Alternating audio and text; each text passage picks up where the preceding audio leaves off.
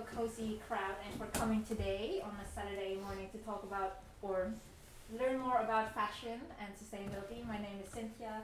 I'm here today with Olga, who's one of the co-founders with me at Slow Fashion UK. Then there's Fergal, who's part of the Future Fashion Fair. And then Anna, she's actually the creative lead at the Slow Fashion movement. We'll talk more about who we are and everything, but just a short overview of what we're going to talk about today. So we originated as a small campaign trying to make consumers buy less clothes for the sake of the earth and also social responsibility as a human being as well. So Anna will be talking about evolving from this annual campaign to a movement and then becoming an official NGO just a few months ago.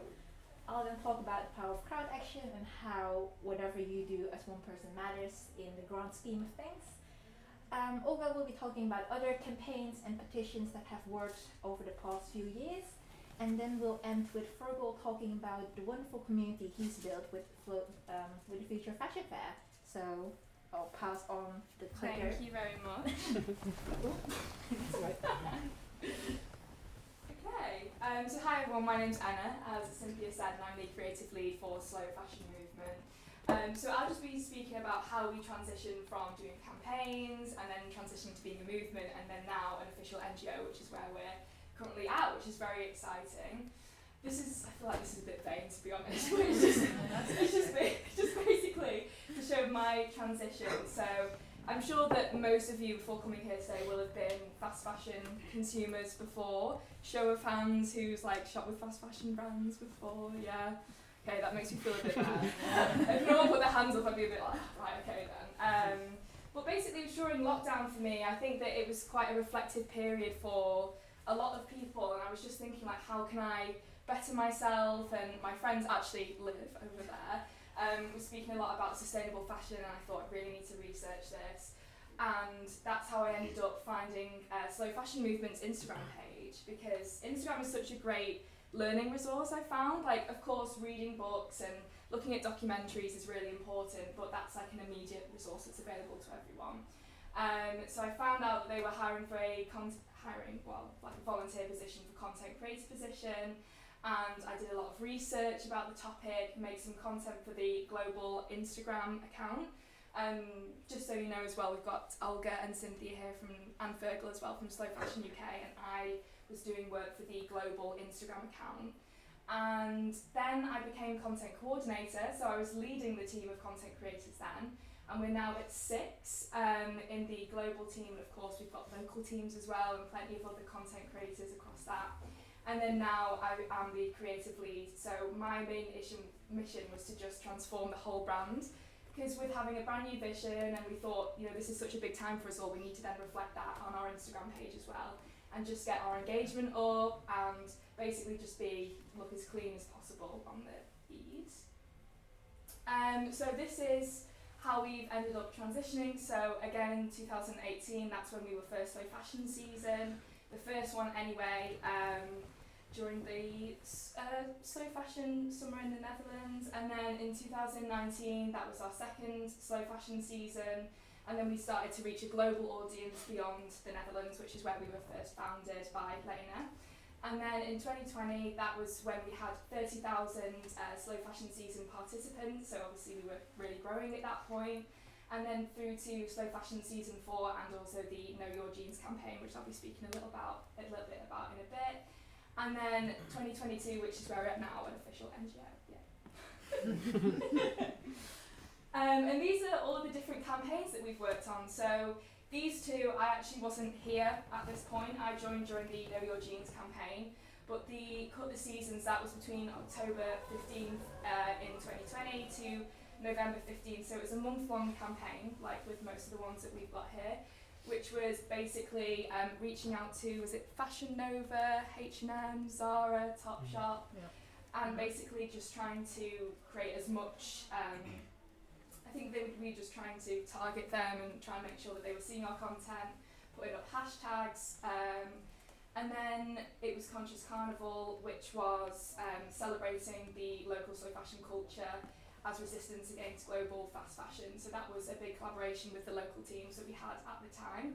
And then this is when I joined in April 2021, which was the Know Your Genes campaign, which was essentially, it was throughout the whole journey that a gene would be on, from the fibre right through to production. And we had a look at the sad side and then also the happy side as well, because we don't just want to throw loads of negative content at everyone. We of course want to show how they can improve and what they can do to be better. And then we did Slow Fashion Season 2021, which was also quite successful as well. We found that with each of these campaigns, as we are growing, we do tend to get more people that are coming along, which is super motivating for us. So yeah, we've got plenty of other campaigns coming. We're actually going to be doing Know Your T-shirt as well, which follows like a similar sort of format to the Know Your Genes campaign. So I'm really looking forward to that one. And that will be at the start of May, again lasting for a month. And yeah, so this, God, it's quite hard to see this actually. This again shows our growth. So back in June 2021 we had 20,000 followers, which of course is great, but we're always trying to expand that. And then we had 3 local groups as well, for the Spanish, Arabic and French. And then now bringing us to June 2022, we've got 51,000 followers, which is still growing thankfully, 18 local groups, 120 plus ambassadors and 50 global volunteers, and of course an operational and legal board, which is now what I'm part of as with the NGO. And this is what our new mission is. So our mission is to educate and empower fashion consumers to make environmentally and socially conscious choices. So of course with this brand new mission, this is why the whole big rebranding came in. And we're trying to really set ourselves apart as an educator rather than just a fun Instagram account that, well, it's not always fun, but an Instagram account that people can learn from. We're actually trying to get hooked up with universities as well to hopefully do some courses, which would be really exciting. And we've also set up brand new teams across research as well, just to make sure that all of the information that we're putting out is as best as it can be to produce the best kind of content, which is great. And this is our board, so this is like part of the redesign that I did as well. I thought it'd be fun to put everyone's pictures. We've got Pooja, who's the community lead, so she works with the local groups and ambassadors as well, just to make sure that our voices are being heard across all platforms. We've got me, who's the creative lead, so I was working on a big rebranding for the movement and also setting up research teams and education teams to help like with our education mission as well. And again, just redefining the creative strategy, which was really important to get our brand out there. We've got Bhavna, who's the strategy lead, and she's working on, well, as it says it for itself really, she's working on the strategy and how we can branch ourselves out just to make it as efficient as possible, the whole process. And then we've got Shirley, Rose and Rose, who are both on the legal board. And then Cynthia is also on the legal board as well, but she's been helping me out with creative advising, and both her and Rose actually, they've done creative branding in the past for Slow Fashion Movement, so I've really valued their help when it came to this big rebrand. And then Tana is our treasurer, so she's working on the finance side, and then of course we've got the lovely Lena as well, who founded the movement, and she's now our chair. And this shows what our brand looked like before. As you all know, I'm sure like a brand book is so important for getting your voice out there. And unfortunately nowadays is a lot about aesthetics, I think. As much as the information is important, it's just good to look clean, and that also increases the shareability as well, which is great. So yeah, this is what it looked like when, I think this was during the Conscious Carnival era? No, this was Slow Fashion Season 2020 when I first joined. Yeah. So and for those who don't know, Slow Fashion Season is a campaign where we encourage people to not buy any new clothes for 3 months. Yeah. Just a little context there. Yes, yeah. And then this is when we were Slow Fashion Movement, and yeah, it's still, obviously it looks great, but we were just trying to find ways to increase our engagement, and again it's about showing to our audience that we have had this big refresh and reflecting that in our brand book as well. And then, I don't know if you can really see it, but this was my kind of process of doing the new rebranding. So this is what it looks like on the grid on either side. This was like part of the, it was just like a little research thing that I put together, like a little scrapbook type thing. And these were some of the brands that were really standing out to me. I think that one of them is Remake. I don't know if some of you must have heard of them, but they've got a really cool Instagram page, and I think they've got that balance perfectly between like executing the information, the sort of topics that they're speaking about, and then it also looks really bright and colourful on the grid as well. So I've been trying to reflect that, of course, putting their own slow fashion movement spin on it, and we thought it was really important to still include our logo colours, which are purple and blue. So you'll probably be able to see them like cropping up throughout the grid there. And then making use of textures as well, just because I think the textures look really cool. And these are what our goals are going to be for 2022. So as I mentioned before, we have got 3 new campaigns coming up, with the next one being Know Your T-shirt in May, which is going to be a month-long campaign. And we're hoping to get 50,000 people involved. Might sound quite ambitious, but we think the way that we've been growing, hopefully that will be achievable. And then we're hoping to grow from 51k to 100k followers, which again seems quite ambitious, but we do seem to be climbing quite a bit at the minute, and again that was why we launched a new brand book, so that would hopefully be possible. And then we also want to grow our local groups from 20 to 100, just to really increase that reach and get as many people involved as possible, and connect all of our local groups with our global page as well. So yeah, I'll pass on to Cynthia. Thank you. So Anna has talked a little bit about the history of slow fashion season and how we transitioned and transformed into NGO. And I think what's really valuable here is that she started as a content creator, just like myself, back in 2020. And then every step of the way, she started to learn more about slow fashion and really got thrown into the deep, asking her to rebrand the whole movement, even though she's been in here for a year or something. And I think, not to pat ourselves on the shoulder, but community is so important in the movement itself. Obviously, we're here for the consumers and we want to educate them. But in order to keep up this passion, I think it's really important to upskill people from all over the world. So our global team is very diverse as well. And it started with Instagram, because that's where all of our followers came to when we started with our slow fashion season campaign. But now we've started to grow more beyond that. Education isn't just showing content and informing people, it's also education through action. And I think the power of crowd action can be a real stimulator there, because not only can you learn together, but you can also do one action together and make it feel like it actually matters. So last summer I was on a fashion detox, and I was not alone, because 3,400 people joined me all over the world, from Indonesia to India to Brazil, to take a stand against fast fashion and not buy anything new for 3 months. And that's why it was kind of, it wasn't just to boycott fast fashion, but it was also to cleanse ourselves from the mindset that we always have to keep consuming, and that we can't find meaning in other things in life that are not related to materialism. So you might think 3,400 people with millions of people on earth not buying anything for 3 months, what does that actually do?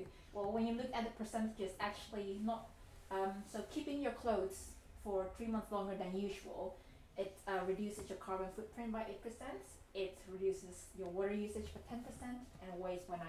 And this was based on a study by REP, one of the NGOs here in the UK, that calculated, I think they found out that most people keep their clothes for 2 years on average, so that's how they calculated it. And just because you're not buying new clothes doesn't mean you can't enjoy fashion, because we're very much about this positive spirit in community, how you can celebrate fashion without harming the people and the planet.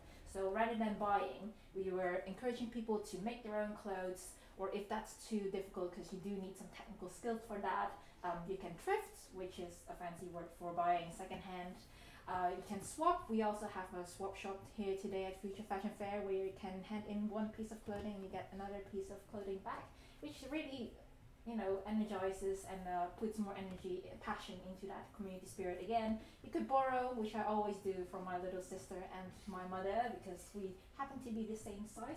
Or you can just simply use what you already have, because surprisingly, I've got 200 plus pieces of clothing in my wardrobe, and yet sometimes I feel like I don't know what I should wear, or I don't have anything to wear. But actually, when you think about clothing, more as a holistic thing. You can mix and match in different ways. You can add buttons. You can sew a little bit, and then suddenly it becomes new again. So I think it's been a learning process for everyone. It wasn't just about standing up against fast fashion. It was about taking these 3 months to relearn your relationship with clothing.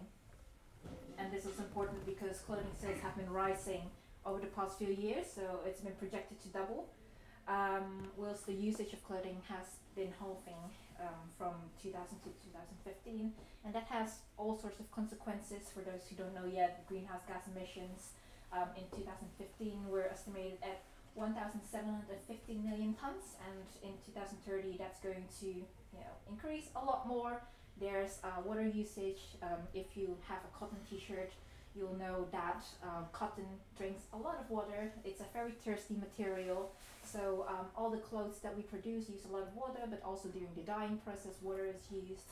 There's toxic chemicals as well, and of course waste, because when you have a square of textile and you cut a t-shirt out of it, there's some scrap material left that just gets thrown out. Or people just throw their whole clothes away and then it ends up somewhere in West Africa or Puerto Rico.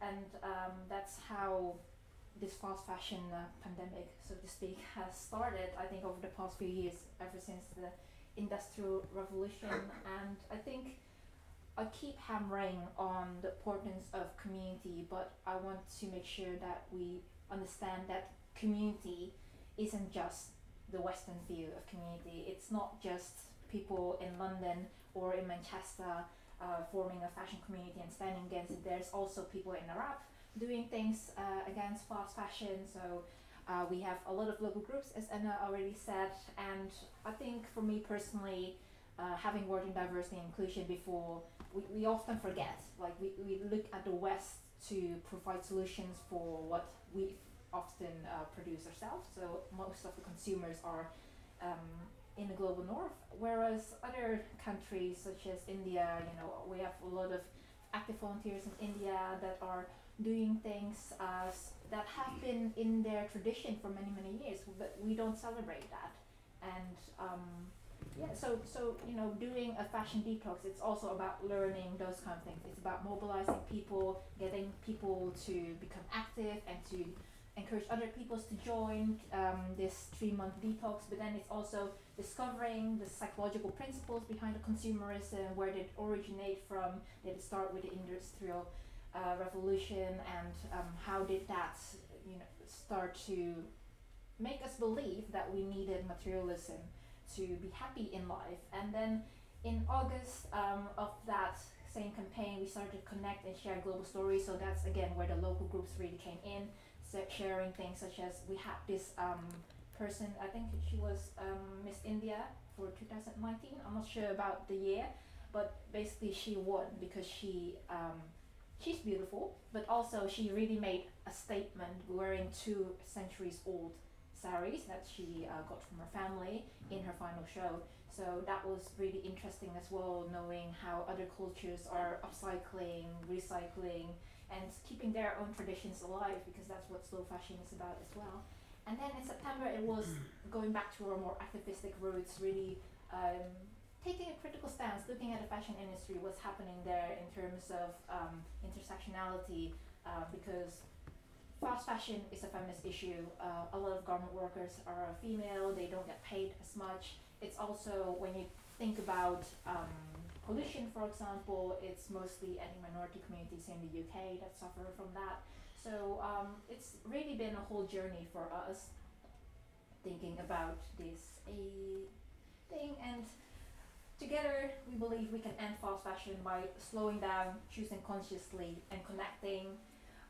It was not just an action, as I said, it's also been an opportunity to learn about other influences. When you think about influencers, you tend to believe that they are just there to sell stuff, but there are also a lot of influencers that are trying to do their best and spread the word of slow fashion as well.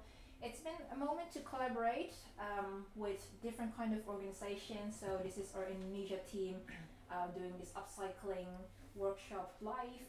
We've got someone in Brazil working with one of the universities during the campaign talking about slow fashion, and of course we've been collaborating with New Wardrobe, which is a swapping initiative, and they are here as well at the Future Fashion Fair, so our relationship is going strong. And then also understanding that we as a movement don't stand alone. There's Fashion Revolution, Venezuela here, for example. There's also Remake, and knowing that we're all working towards the same goal and learning together, I think that's been the most rewarding thing for me as part of the movement. And because we don't just want to make it all about ourselves, Olga will also talk about other campaigns that have been working in the slow fashion sphere. Yeah. Hello everyone, I'm Olga and I'm talking about campaigns and why it's important to support campaigns and actively be involved in this. So first I want to talk a little bit about setting, which is the tragedy of fast fashion. So we all know that fast fashion is very bad for the planet, it harms the environment, basically like it distracts the environment. But it's not only bad for environment, it's also very harmful for people. Basically, fast fashion is built on it, and it's based on the exploitation, and it cannot exist without exploitation.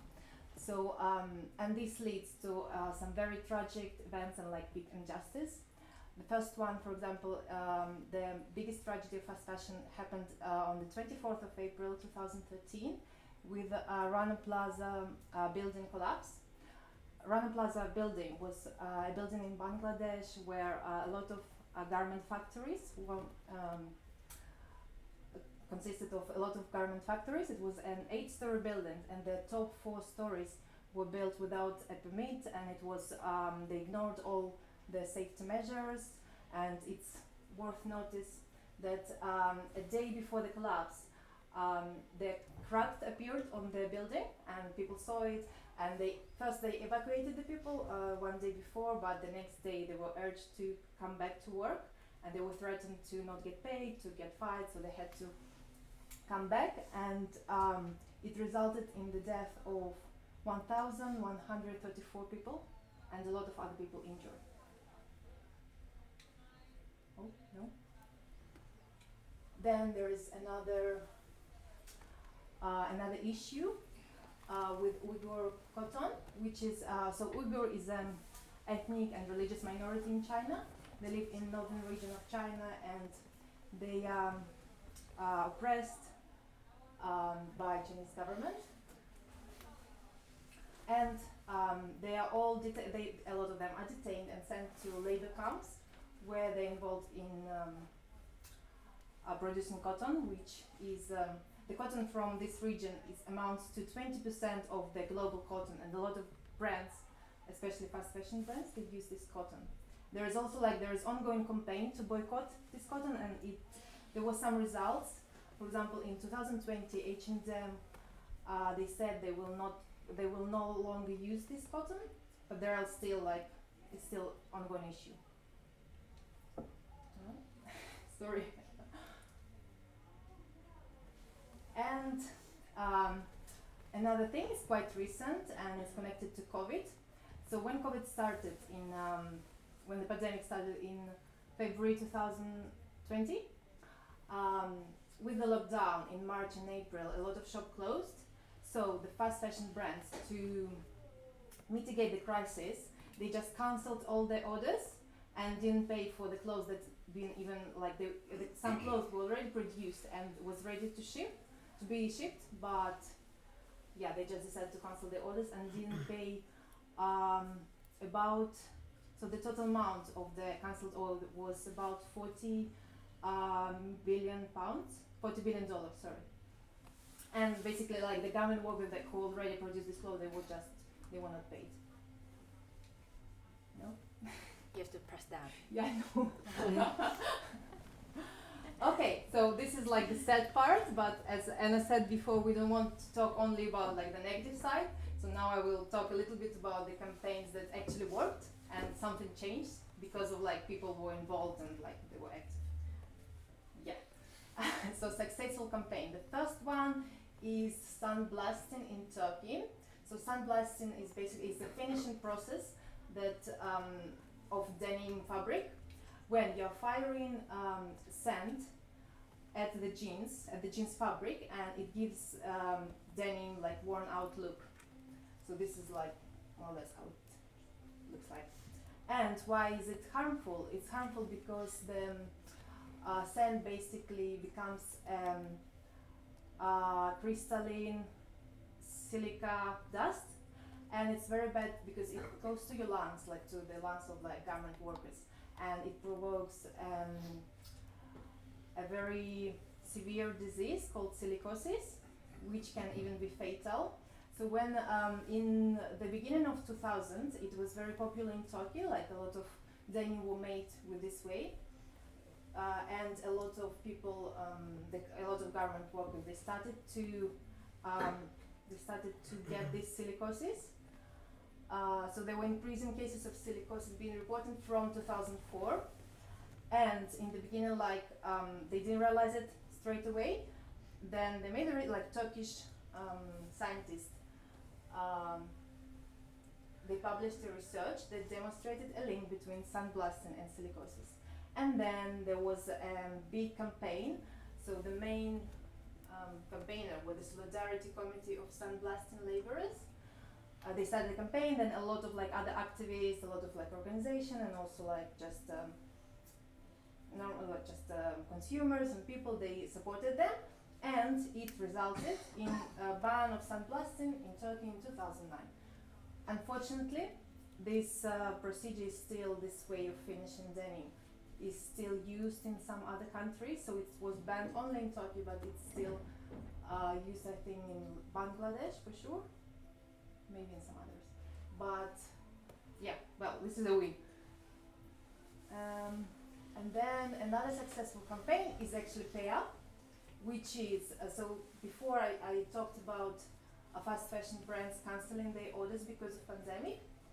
And as a response to this, Remake, which Anna mentioned before, yeah, they started a campaign called Pay Up.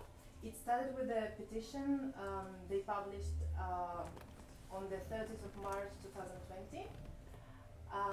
The petition in total, like after some months and even I think years, it gathered 270,000 signatures. Pay Up hashtag went viral in June 2020. So like there were lots of posts in Instagram, a lot of other organizations and charity organizations like activists, campaigners, they supported it. A lot of like Fashion Revolution, Remake, well, a lot of organizations joined the campaign, and now like after it's been 2 years, and in 2 years to date, Pay Up helped to recoup $22 billion in money owed to government factories. So like they put so much pressure that basically fast fashion brands, they agreed to pay for the orders they made. And it's also like, it's a big win.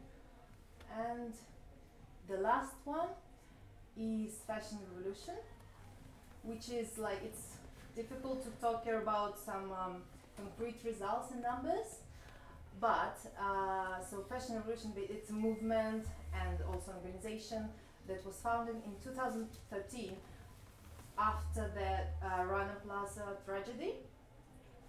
So they, to commemorate the tragedy, so they invented the Fashion Revolution Day, which is like every year on 24th of April. And on this day, they urge people to rethink their habits, to think about like the garment workers, and to spread the words and raise awareness about what's going on. They have a hashtag Who Made My Clothes, which is also like, it went viral in 2013, and like every year it's becoming more and more popular and spread. And I think even like we cannot talk about some concrete result, but I think if there wasn't Fashion Revolution, there couldn't be a Pay Up campaign, and I think even like slow fashion movement maybe wouldn't be possible without Fashion Revolution. I think like a lot of people actually started to be involved in slow fashion because of Fashion Revolution. And now, On to me. So you click the down one. Yes. Cool. Just double checking. So I just wanted to touch on one point that was made about water usage. And it also links quite nicely into local communities. We partnered with Shindigger, who are a local brand here of beer, and we were out on the streets over the last couple of weeks doing a little contest to see how much a pair of jeans it takes, how many beers it takes to make a pair of jeans in terms of the water usage. So around about it takes 1,500 litres of water to make one pair of jeans. So we put the question out, how many beers would it take to make a pair of jeans? We gave people 3 answers. It was 3,410, 7,810 or 1,820. Does anyone have any idea what it could be? 3,000 is correct. So yeah, we put that question out. Not many people got it, but I mean, it's a hell of a lot of water to be used. So yeah, that was that. So I just wanted to talk about local communities, about FFF, how it started, how it's going, and where we are going after that. So yeah, welcome to FFF. This is Future Fashion Fair. This is mine and Joe's little project that we started last summer.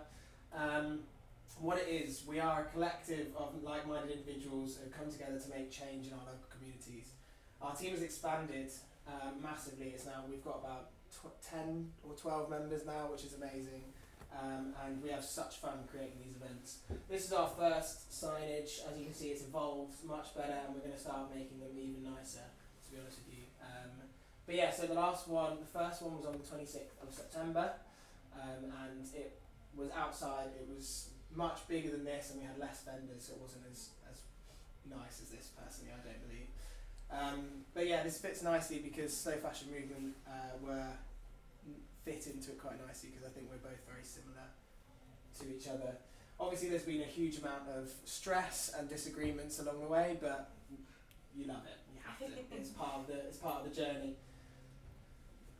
So yeah, as I said, we've not been in existence for very long. This is our team. We were out on the streets over the last couple of weeks. That's one of our vendors, Lael Fish, who's just out there. She's been with us from the start. That's actually from the first fair. And this is Joe and I. You can't see that picture at all, but that's at the uni. We basically went round and, can you guys see? No? That's Joe and I, really blurry in the corner. That was us promoting at the uni for the first fair. We went to basically do a talk, and obviously that was incredibly daunting in front of uni students because they just sit there in complete silence. It's wonderful. But yeah, so yeah, it's lovely to have people smiling and enjoying it, to be honest with you. The team we have are great, and as well, and it's so much fun together. It's similar to the community that we have at SFM, because Slow Fashion Movement. I remember the last year we had a wine night. Do you remember?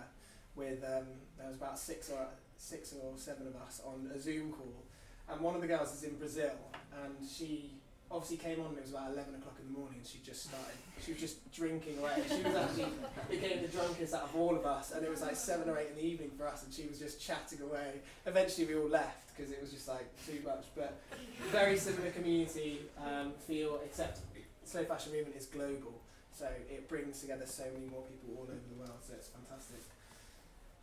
Then lastly, what's next? The future of FFF. So we've actually just become a CIC, which is very similar to an NGO, so both of us are kind of on a similar journey, but a CIC is a community interest company, so it's more of a local organisation than an NGO. NGO is a global version of it. So we can apply for smaller funding, and that's what we're planning to do. So yeah, as I say, we're on a very similar journey to Slow Fashion Movement, and I think that's kind of where we intertwine very nicely. Of course, the Instagram is a fantastic way to reach consumers and broadcast a message, but the personal touch comes with speaking to individuals.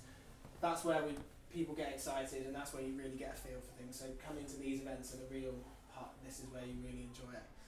And in terms of the future, we plan to grow our community and keep growing. We already have so many new vendors. I think we've got a roster of about 60 or 70 vendors now, so it's just going to explode everywhere. And yeah, it's going to be an enjoyable time. So thank you for coming to this talk. Slow Fashion Movement are actually looking for some content creators if anyone is interested in joining up to Slow Fashion Movement. You have our Instagrams there and our LinkedIn. And Next slide. Next slide. Well, they're there as well. There's a new. There you go. There you go. We're looking for content creators. If you would like to follow us on there. Thank you for coming. And do you have any questions?